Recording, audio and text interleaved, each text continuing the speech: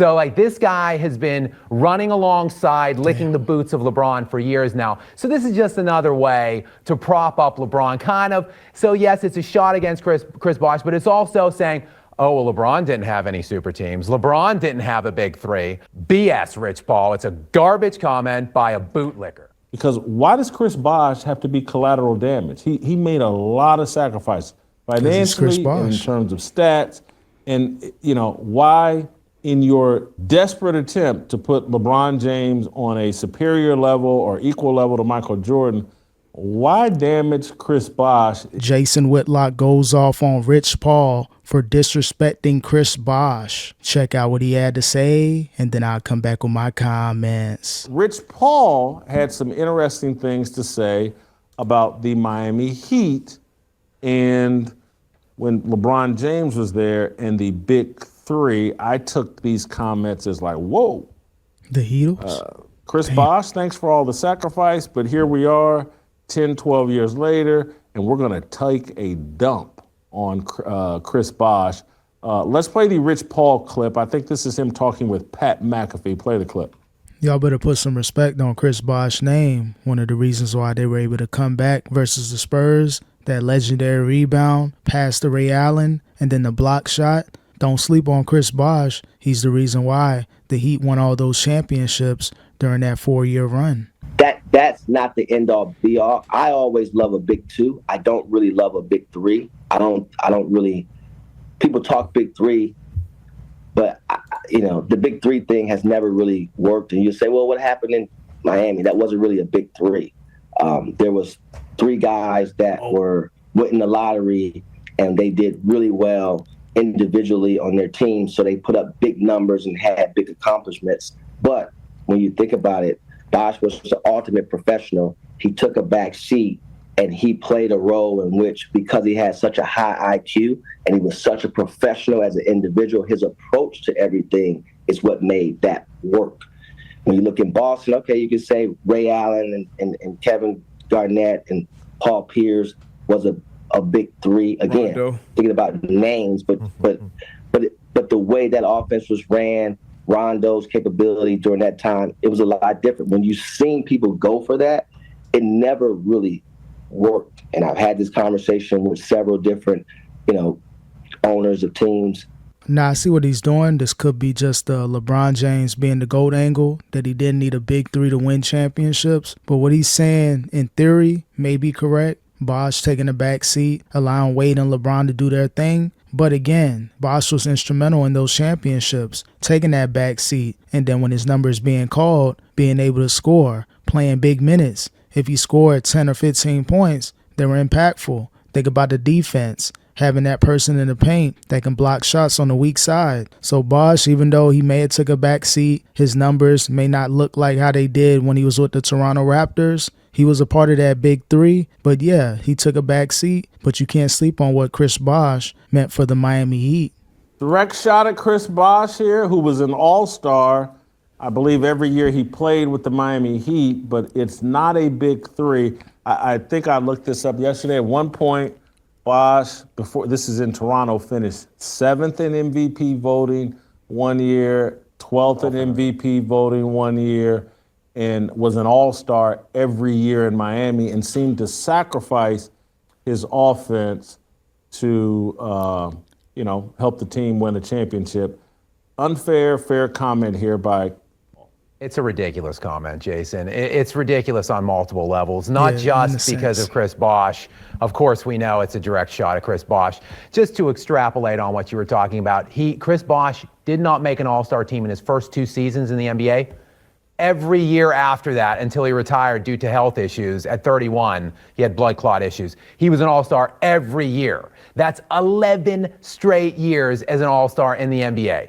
Yes, he finished 2nd team All-NBA with Toronto. The year just prior to him joining forces with Dwayne Wade and LeBron in Miami. How's 24 points per game and 11 rebounds per game grab you, Jason? Yeah, again, man, Bosh, one of the best players at that time when he was in Toronto as far as the power forward position. And then when he joined the Heat, he was instrumental in being that center, being that 6'10" that traditionally played the power forward position, but moving up as a center over the years in Miami, being able to knock down that three-point shot. He was a part of the new era of bigs that were making that three-point shot. So, again, man, Chris Bosh was the reason why Miami was able to run those different offensive sets and defensive sets. So, yeah, obviously his numbers are going to decline playing with Bron and Wade, but he was a factor and he was a part of that big three. Stop disrespecting Chris Bosh. That's pretty damn good. And in fact, let me tell you, it was 4th league-wide in player efficiency rating that year. The first 3 in player efficiency that year was LeBron, Dwayne Wade, Kevin Durant, and then Chris Bosh. So what you're telling me is you took 3 of the top 4 rated players in the NBA and thrust them on one team. That's a big 3, Rich Paul. And let me tell you why else it's a garbage comment by Rich Paul, who, of course, shout out to you, Rich, the king bootlicker that you are. This guy who was discovered by LeBron James when he was selling jerseys out of his trunk when LeBron was basically like in high school. This guy has just been licking the boots of the king for 20 years now. There's a famous clip after LeBron won the title against Golden State, the first time he started presenting himself as the GOAT. There's a clip where he says, "That one right there that made me the GOAT." There's a little sycophant right next to him, Rich Paul, who said, "For so many reasons." So like this guy has been running alongside, licking the boots of LeBron for years now. So this is just another way to prop up LeBron, kind of. So yes, it's a shot against Chris Bosh, but it's also saying, oh, well, LeBron didn't have any super teams. LeBron didn't have a big 3.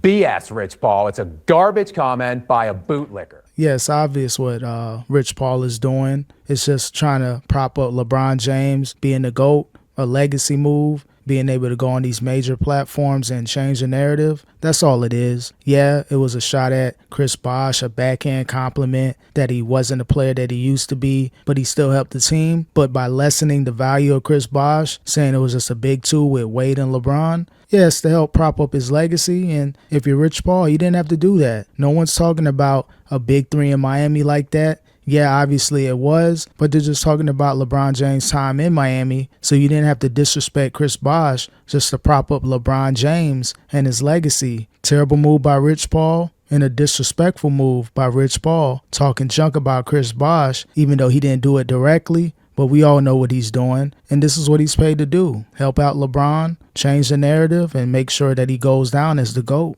Look, why not just come out and say that, look, man, Magic Johnson, Kareem Abdul-Jabbar, James Worthy.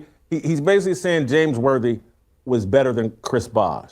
He's basically saying as it relates to Larry Bird, Robert Parrish and Kevin McHale, Parrish being the third leg of that, I would think, better than Chris Bosh. And so what I had Scottie Pippen is what he's arguing, just like Jordan.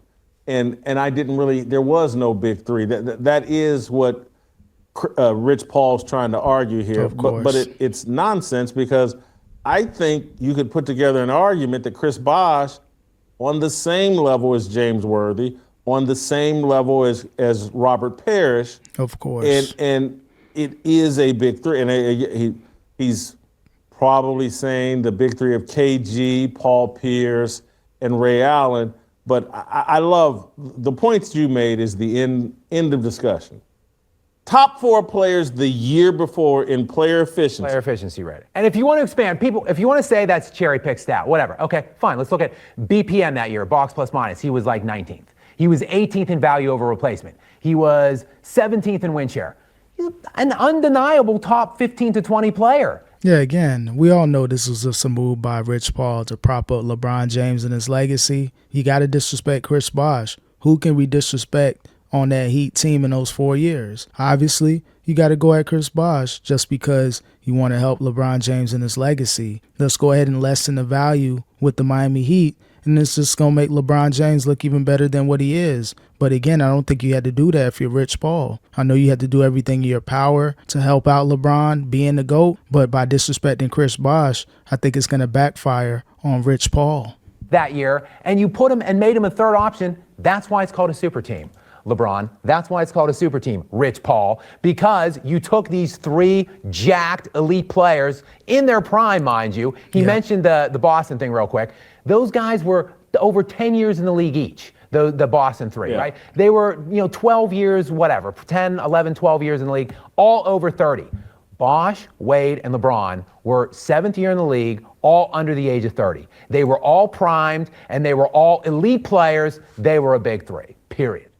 One of the things LeBron and his crew need to recognize and accept, they shouldn't engage in the Michael Jordan, LeBron James debate. They should take their example from Michael Jordan, who throughout his career and in his post-career, I don't like to compare eras. I don't want to diminish anybody. I'll let fans and other people handle that. He had respect for the guys that laid the foundation before him. He's got respect for the guys that are working off of his foundation that he built.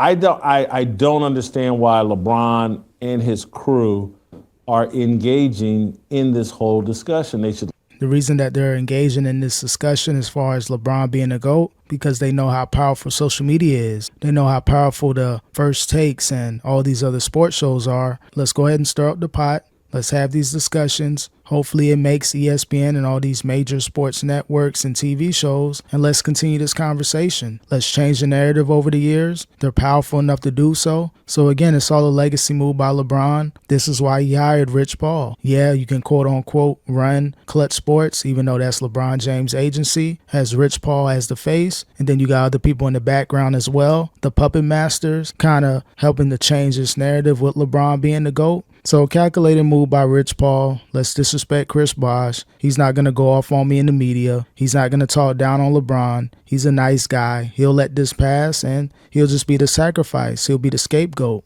Leave it alone, and he would be. And again, I know they got baited into it, in my view, by Skip Bayless and that First Take show years ago, 2006, 2007. But at some point, you got to realize just enough is enough. Because why does Chris Bosh have to be collateral damage? He made a lot of sacrifices financially and in terms of stats. And, why in your desperate attempt to put LeBron James on a superior level or equal level to Michael Jordan, why damage Chris Bosh? I mean, he seems like a really nice guy. I haven't heard anybody in the NBA really say anything bad about it. And he certainly seemed to have made the most sacrifices. Yeah, I guess you could argue maybe Dwayne Wade just surrendering his team, but this is another strike against. The more they try to get that title, the more they harm their argument for that GOAT title. Yeah, again, let's go ahead and tear down the nice guy. Tear down the guy that's not going to go back and forth in the media. Chris Bosh, he has his moments where he's on TV, but for the most part, he's behind the scenes chilling, not bothering anybody. But, by him being Chris Bosh, that's the guy that you go at. If you're going to kind of sacrifice anybody, make them look like the scapegoat, Chris Bosh is the perfect candidate just because he's not going back and forth in the media. Because it's just so utterly beneath. Why can he not see how pathetic and how trivial this? It just looks, it's beneath you. Like, you're an elite, all-time great athlete. Why are you begging people to think you're the best player? Why are you consistently jamming it in our face that you think you're the GOAT? He refers to himself over and over again as the GOAT, Jason. It's so off-putting. Like, he released footage on his Instagram or whatever, some social media, last year, right around playoff time. He's playing horse with his kid in the driveway, and the kid is heckling him. And LeBron made a shot. He's like, "What are you talking about? I'm the GOAT, bro. Don't you know I'm the GOAT?" He goes on his other show. He says, "Well, Bronny can't call his other son." Bronny, of course, we know Bronny now. He can't call me dad when we're at the facility or when we're on the court. He's got to call me Bron or 2-3. He could call me GOAT. if he wants. He could call me GOAT. Like, it's just, why do you just, methinks the gentleman doth protest too much. Like, you keep bringing it up ad nauseum. And the thing is, there is a stunning amount of case against him as to why he does not deserve that title. So the more he brings it up, the more he's basically inciting people like me to build cases of why he isn't. So it's just working against him. I don't know, Jason. I understand he's not smart enough to see this, but why doesn't he have people surrounding him that are? This is LeBron James' perfect opportunity. Once in a lifetime. You've come this close. He got the most points in NBA history, 22 years in the league, and currently going. He knows that he has to change the narrative. That's the only thing left on his resume, to be the GOAT. So I get why they're doing it. People on their team, they're really pushing this narrative. Having Rich Paul go on these major networks, these major television shows, and debate about LeBron James being the GOAT. Tear down Chris Bosh. He's collateral damage. He's a scapegoat. He's not going to say anything, so he's the perfect person to go at. They're not going to go at D. Wade just because D. Wade and LeBron, they're much cooler, better friends than him and Chris Bosh. So, again, it is what it is. Legacy move. This is what you got to do if you're Rich Paul. Help prop up LeBron James as the GOAT. Don't think it's going to change, but you never know. With the new media, with Draymond Green, Shannon Sharpe, Nick Wright, people that are kind of, standing up for LeBron James, maybe it can change the narrative with LeBron being the GOAT over the next few years, 10, 20 years. As they slowly forget about Jordan, they're going to be talking about LeBron James for the next 20 years. So, again, just calculated moves, helping LeBron James become the GOAT.